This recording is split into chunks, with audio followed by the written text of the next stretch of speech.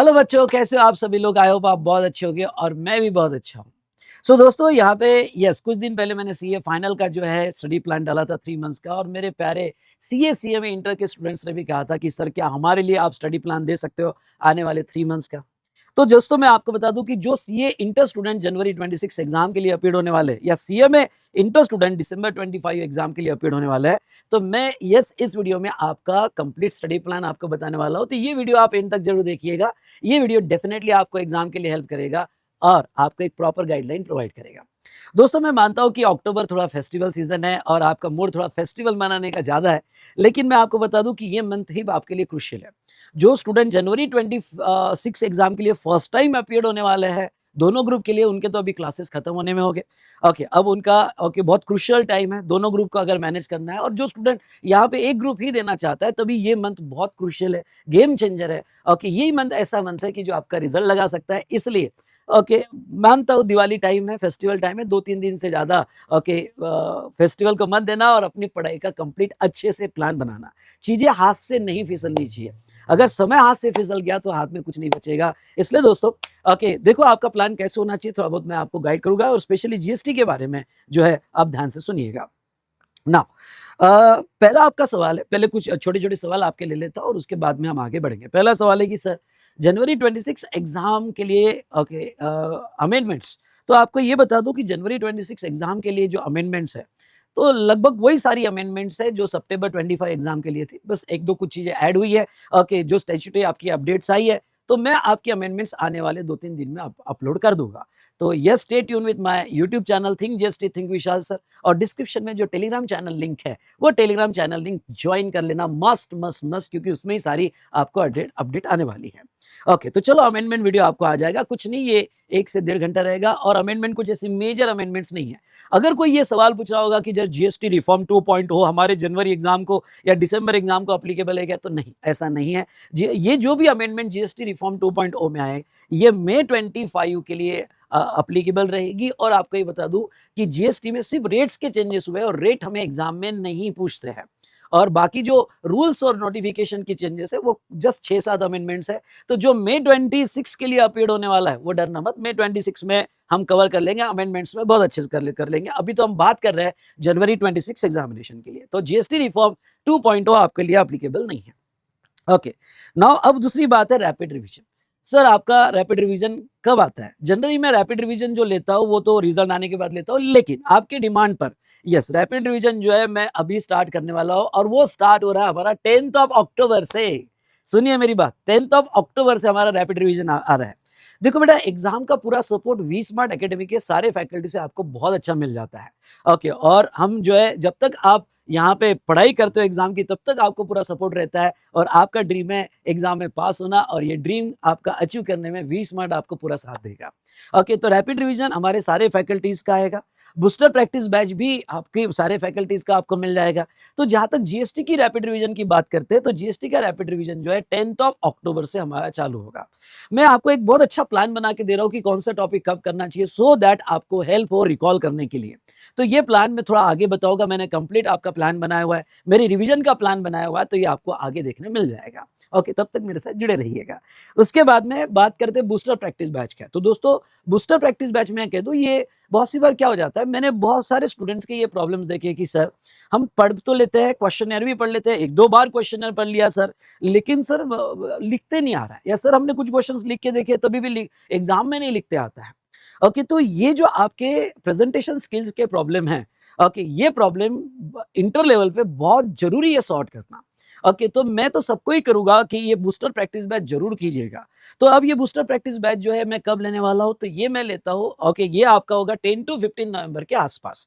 तब तक क्या हो जाता है, आपका एक बार अच्छे से रीडिंग हो जाता है। रीडिंग होने के बाद हमारी बूस्टर प्रैक्टिस बैच होती है, जो आपको कैसे हेल्प करेगी, इसमें हम सारे जो ट्रिकी क्वेश्चंस है, वो ट्रिकी क्वेश्चंस लिख कर देखते हैं। मैं लिखने का तरीका आपको बताता हूँ। ओके, और कौन से पॉइंट्स के बाद कैसे आपके पॉइंट्स कवर होने चाहिए, 10 मार्क्स के क्वेश्चन कैसे प्रेजेंट किए जाते हैं, एमसीक्यू को कैसे हैंडल किया जाता है। रियली ये बूस्टर प्रैक्टिस बैच आपको बहुत हेल्प कर देता है। ओके, तो 10 मार्क्स के क्वेश्चन का मन का जो डर है वो निकाल देता है, साथ साथ में एमसीक्यू क्वेश्चन की केस स्टडी बेस का भी डर आपके मन से निकाल देता है।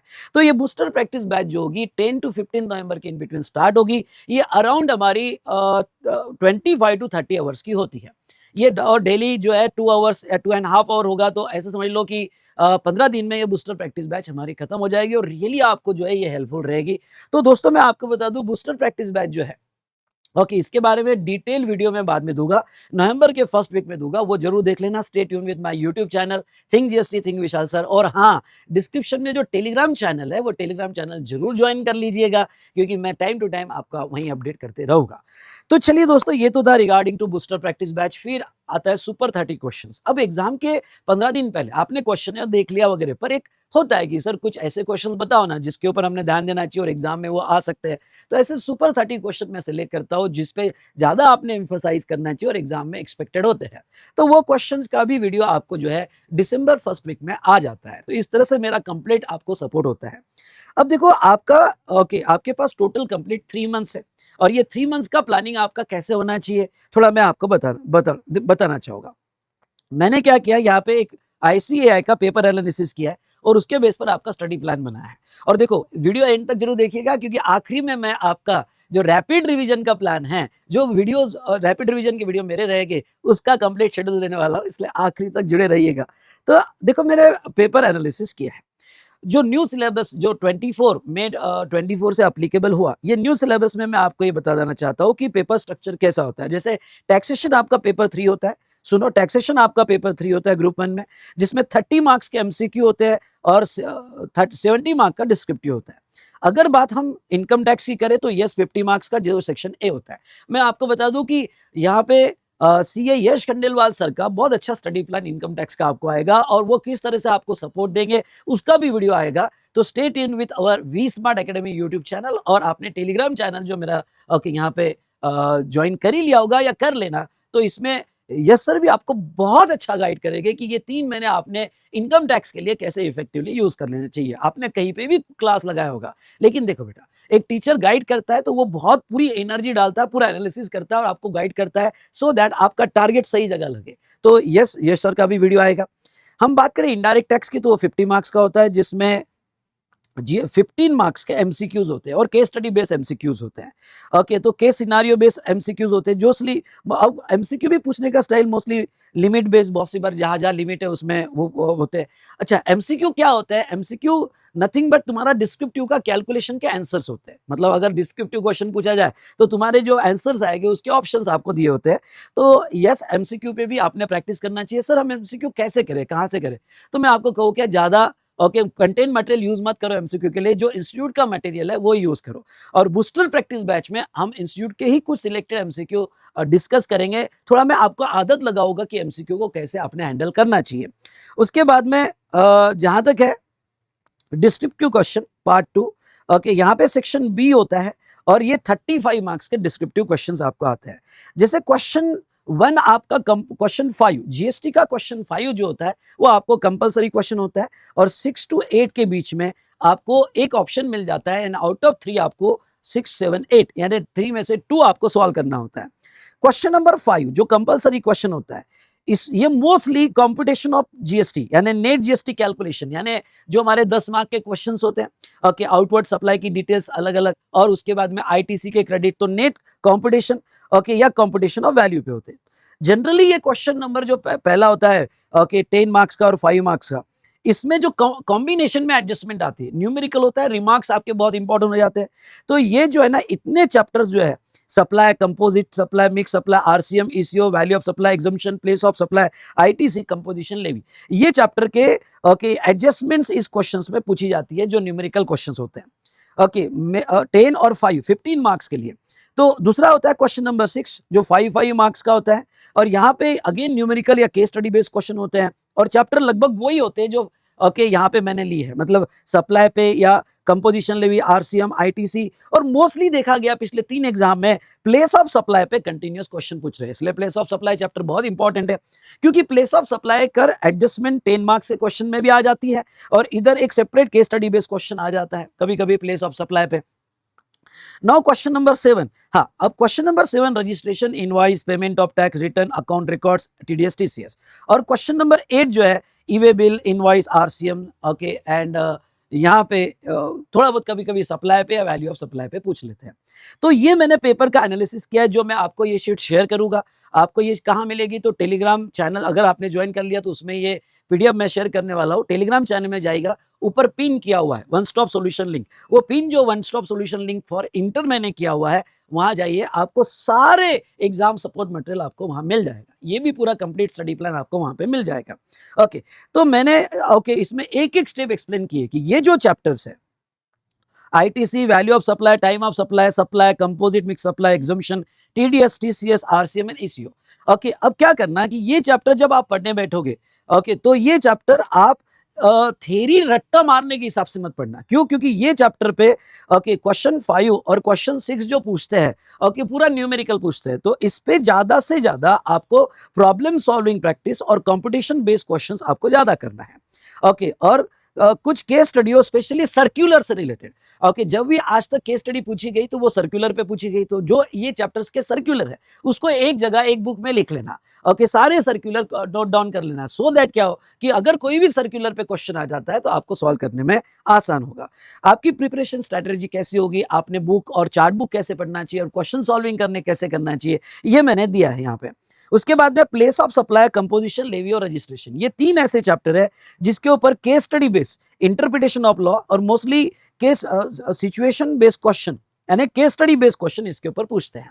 ओके, प्लेस ऑफ सप्लाई पे तो केस स्टडी बेस्ड ही क्वेश्चन वो पूछ रहे हैं। ओके, कि भाई गुड्स का या सर्विस का प्लेस ऑफ सप्लाई की केस स्टडी बना दिया और वो दिया। तो ये चैप्टर जब आप पढ़ोगे तो थोड़ा केस स्टडी बेस्ड ज्यादा पढ़ना, न्यूमेरिकल से ज्यादा। ओके, और उसकी स्ट्रेटेजी भी मैंने दी है कि आपको किस तरह से पढ़ना है।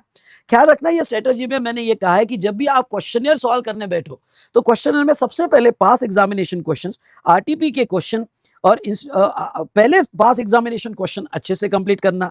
ओके, आरटीपी क्वेश्चन अच्छे से कंप्लीट करना, हो सके तो कुछ क्वेश्चंस लिख के देखना बिना देखे, और बाकी स्टडी मैट के क्वेश्चंस जो है यहाँ पे देखना। सीबीआईसी क्लैरिफिकेशंस कोई होगे तो मैं तो ये कहूंगा कि जितने भी सीबीआईसी क्लैरिफिकेशंस मैंने आपको पढ़ाए या अमेंडमेंट्स में कवर्ड है, उसकी एक समरी फॉर्म में बुक ही बना लो। ओके, अगर आप बुक या मेरे चार्ट बुक के एंड में दिए हैं, लेकिन अगर आपने समरी फॉर्म में बुक बना लिया ना तो डेफिनेटली आपको बहुत हेल्प होगा। कुछ तो स्टडी आप सेल्फ करोगे और सेल्फ करने का फायदा कितना होता है ये आपको समझ में आता है। तो जब आप एक एक चैप्टर अभी पढ़ने बैठोगे तो सीबीआईसी क्लैरिफिकेशन की अगर तुम समरी बना सके तो आपके लिए बहुत अच्छा होगा। उसके बाद में ओके, बाकी ये जो है थ्योरेटिकल चैप्टर्स है, account records, E way bill, invoice, return, payment of tax and introduction of GST. अब देखो, मैं आपको ये बता दूं कि ये जो थ्योरेटिकल चैप्टर्स है ना, ये आप छोड़ देते हो, जबकि मैं कहूंगा मत छोड़ना। इसके ऊपर एक क्वेश्चन आता है और वो क्वेश्चन नंबर 7 इसके ऊपर होता है। अब ये क्वेश्चन नंबर 7 और 8 इसमें से ओके आपको एक ऑप्शन मिलता है, पर भाई ऑप्शन जो भी हो ओके, लेकिन ये लास्ट 2 क्वेश्चन में ये सारे चैप्टर्स कवर किए जाते हैं। चैप्टर्स पे बहुत स्ट्रेट फॉरवर्ड क्वेश्चन पूछते हैं, ट्रिकी क्वेश्चन नहीं पूछते। एक आधी बार आईटीसी पे क्वेश्चन नंबर 5 और 6 में ट्रिकी पूछ लिया, लेकिन ये स्ट्रेट फॉरवर्ड क्वेश्चन होते हैं। पर प्रॉब्लम क्या होता है, जहां स्ट्रेट फॉरवर्ड पूछ लिया वहां तुमको थेरी लगती है, इसलिए मूड नहीं होता है पढ़ने का, क्योंकि याद ज्यादा रखना पड़ता है।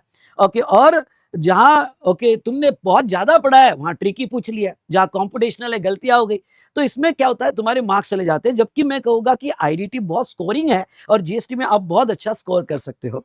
इसलिए ये जो चैप्टर्स है, ये चैप्टर आपको चार्ट बेस्ड और मैक्सिमम इसके जो क्वेश्चन आंसर है, क्योंकि ये चैप्टर में क्वेश्चंस रिपीट होते हैं, तो मैक्सिमम हमारे क्वेश्चन के क्वेश्चन आंसर आप कर लो तो आपको ज्यादा हेल्प होगी। अब देखो दोस्तों, यहाँ ये तो मैंने आपको बता दिया कि आपका जो है ओके ये कंप्लीट स्टडी प्लान कैसे होना चाहिए, और ये जो मैंने पीडीएफ बनाई है ये आपके साथ शेयर करूंगा, और ये पीडीएफ डेफिनेटली आपको बहुत हेल्प करेगी। अब मैं आता हूं हमारी रैपिड रिवीजन सीरीज पे। अब देखो, रैपिड रिवीजन सीरीज जो ओके हमारी जनवरी 26 एग्जाम के लिए मैं लेने वाला हूं, या जो सीएमए स्टूडेंट है दिसंबर 25 एग्जाम में अपीयर होने वाला है। तो ये रिवीजन सीरीज में मैं आपको कह दूं कि मैं आपको यहाँ पे चैप्टर वाइज वीडियो जो है मैं लाइव आऊंगा और लाइव मैं आपकी पूरी कंप्लीट रिवीजन करके दूंगा। डेट वाइज मैंने कंप्लीट प्लान बनाया है। अब देखो, ये प्लान बनाते वक्त मैंने क्या देखा, सबसे पहले तो मैं वो चैप्टर लेता हूं जो आप जनरली ओके वो चैप्टर लूंगा जिससे आप स्टार्ट करते हो, तो थोड़ा एक गेरअप आ जाता है, स्टार्ट हो जाती है चीजें, जैसे इंट्रोडक्शन और सप्लाई, आरसीएम वगैरह, तो थोड़ा आप सब्जेक्ट से लिंक हो जाते हो। लेकिन फिर मैंने क्या किया, फिर बीच में मैंने वो चैप्टर ले लिए, जैसे ई वे बिल हुआ, रिटर्न हुआ, टीडीएस अकाउंट रिकॉर्ड्स हुआ, पेमेंट ऑफ टैक्स हुआ, ऐसे थ्योरेटिकल चैप्टर्स जो आप इग्नोर कर देते हो। अब देखो अभी टाइम है आपको, अभी टाइम है तो आप अब मेरे साथ रेगुलर मैथ अच्छे से पढ़ सकते हो, क्वेश्चनियर अच्छे से सॉल्व कर सकते हो, मेरे साथ क्वेश्चनियर रीड कर सकते हो, क्योंकि नेक्स्ट मंथ में जब प्रेशर बढ़ेगा ओके इन नवंबर दिसंबर, तो ये चैप्टर छोड़ने का मूड होगा। इसलिए मुझे आपकी साइकोलॉजी पता है, इसलिए ये चैप्टर मैं पहले ले लूंगा। तो हमारा मैंने डेट वाइज रिवीजन प्लान लिया। अब ये रिवीजन प्लान ओके क्या है, मेरा वीडियो मेरे साथ देख लेना है, या हो सके तो मेरा वीडियो देखने के पहले वो चैप्टर आपने एक बार रीड कर लेना।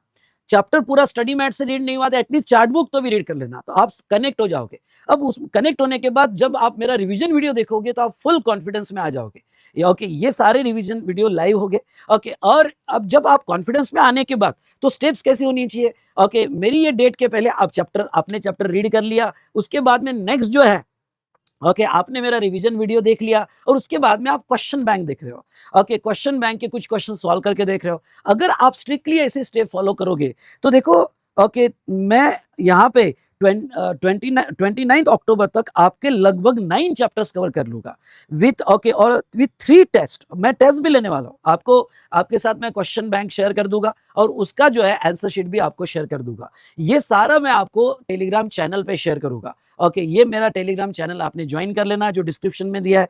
तो ये हम टेस्ट कंडक्ट करेंगे और टेस्ट के साथ साथ ओके मैं टोटल आपकी 4 टेस्ट लेने वाला हूं और एक 100 मार्क की लास्ट टेस्ट होगी, 5 टेस्ट आपकी लेने वाला हूं। जो भी ये टेस्ट देगा भाई साहब मैं लिख के देता हूं कि जीएसटी में इस बार 40 पार के ऊपर आप जरूर लोगे। मैं ओके टेस्ट के क्वेश्चन ही वैसे बना रहा हूं। और कोई ये सोच रहा होगा कि टेस्ट के क्वेश्चन मैं रीड कर लूंगा, आंसर रीड कर लूंगा, हो गया मेरा, मत करना ऐसा। अपने साथ चीटिंग मत करना। ये चैप्टर कंप्लीट करो, टेस्ट दो, ओके आंसर शीट में आपको शेयर करूंगा, इवैल्यूएट करो, देखो आप कौन से ओके स्टेज पे हो, अपना फिर आपका माइंडसेट क्या बोलता है। तो ये इवैल्यूएशन और आपका अप्रेजमेंट बहुत इंपॉर्टेंट हो जाता है बेटा।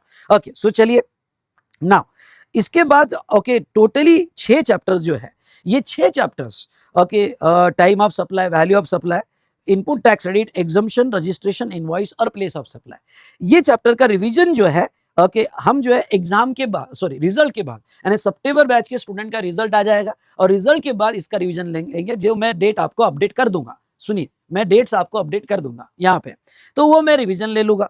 ओके उसकी डेट्स जैसे ही रिजल्ट आता है उसके 2-3 दिन बाद ये चैप्टर की रिवीजन चालू करेंगे। अब ये चैप्टर जो है ओके मैं ये चैप्टर बाद में क्यों रख रहा हूँ, क्योंकि ये चैप्टर तब आप पढ़ोगे और मेरे साथ रिवाइज कर लोगे, और साथ साथ में अगर कोई बूस्टर प्रैक्टिस बैच ज्वाइन करना चाहता है तो वो बूस्टर प्रैक्टिस बैच जो है ओके उसमें लिख कर भी देख लोगे तो ये ओके इमीडिएट याद रहेगा। एग्जाम के 2 महीने ही पहले पढ़ा तो ओके यहाँ पे गरम गरम याद रहेगा, अच्छे से माइंड में रहेगा, और फिर आप प्रैक्टिस भी कर लोगे तो आपका अच्छे से कवर हो जाएगा। तो जो टॉपिक्स आपसे इग्नोर होता है वो हम पहले कर लेंगे, और जो टॉपिक पे आपका फोकस होता है ओके और आपको यहाँ पे अच्छी ग्रिप आना चाहिए, हम नवंबर में कर लेंगे रिजल्ट करने के बाद। तो इसमें वो भी स्टूडेंट ज्वाइन हो जाएंगे ओके जिनका रिजल्ट आया और वो अनफॉर्चुनेट रहे तो वो भी ज्वाइन हो जाएगी ये टॉपिक्स के लिए। तो इस तरह से अगर मैं पूरा रिवीजन प्लान लूं तो 15 नवंबर तक हमारा पूरा कंप्लीट रिवीजन प्लान खत्म होने वाला है। हाँ एक बात मैं कहना चाहता हूं कि अगर आपको अक्टूबर इस मंथ में आपके पास टाइम है तो ये चैप्टर आपने चार्ट बुक से या रेगुलर मैथ से रीड करके तो भी रख लेना। तो आपकी एक रीडिंग यहाँ पे अक्टूबर में हो जाएगी, दूसरा मेरे साथ रिवीजन वीडियो में रिवाइज भी हो जाएगा ओके नवंबर में, और आपकी प्रैक्टिस सॉल्विंग भी हो जाएगी। मतलब 3 रिवीजन आप मेरे साथ ही कर रहे हो।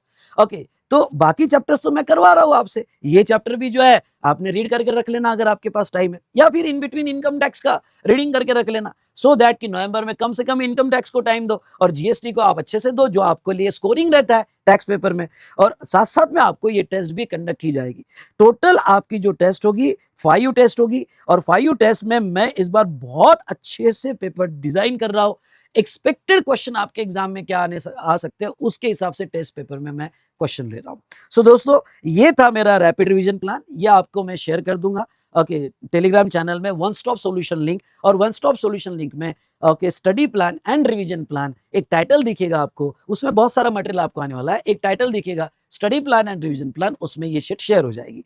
तो चलिए दोस्तों ओके लास्ट में मैं कहना चाहूंगा कि यस अब हमारी प्लानिंग क्या, तो अब सबसे पहले मुझे आपको अमेंडमेंट्स देना है, उसके बाद में 10 अक्टूबर से हमारा रैपिड रिवीजन चालू हुआ है, शेड्यूल मैंने आपके साथ शेयर कर दिया है। बूस्टर प्रैक्टिस बैच 10 टू 15 नवंबर के बीच में स्टार्ट होगा और सुपर 30 क्वेश्चन 1 दिसंबर में आएगा।